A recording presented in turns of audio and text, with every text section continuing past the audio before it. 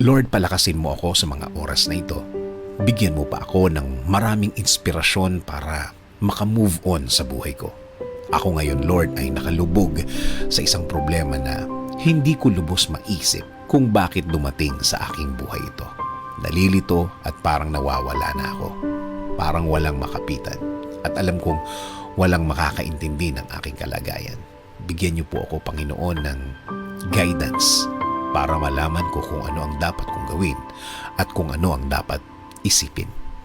Ibigay niyo po sa aking daan ang mga taong tutulong sa akin at maging tamang impluensya sa aking buhay.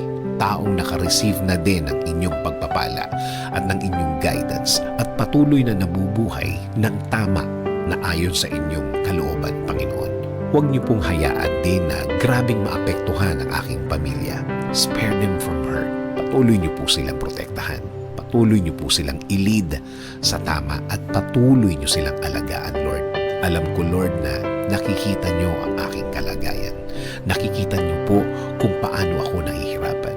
Huwag niyo po sanang hayaan na magtuloy-tuloy ang aking nararanasan, Panginoon. Kaya, Panginoon, patuloy niyong lagyan ng liwanag ang aking puso't isipan. Alam kong tutulungan mo ako ulit. Alam kong gagaan ang lahat ulit. Alam kong hindi na magtatagal. Darating na ang tulong niyo sa akin. Dasal ko, Lord, na patuloy mo akong bigyan ng lakas para sa araw-araw. Para mas maharap ko ang mga problemang ito. Bigyan mo ko ng talino para mas alam ko kung ano ang gagawin sa problemang ito. Patuloy akong maniniwala at kakapit pa din sa inyong presensya, Panginoon. Kakapit sa pangako po ninyo na lagi kayong andyan para sa akin at sa aking pamilya. Magpo-focus ako sa inyong pagmamahal sa akin dahil alam ko na kapakanan ko pa rin ang mangingibabaw sa bawat mahirap na sitwasyon sa aking buhay. Maraming salamat sa inyong kabaitan. Maraming salamat sa inyong biyaya. Maraming salamat sa ibibigay mong lakas at talino sa akin, Lord. Alam ko na lalakas na ako at tatalino sa mga araw at linggo na darating sa aking buhay. Itinataas ko din po ang aking bayan, Panginoon.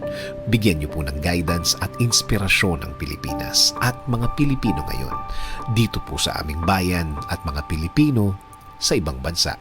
In Jesus' name I pray. Amen. Sabi sa Psalm 46:1-3, God is our refuge and strength, an ever-present help in trouble.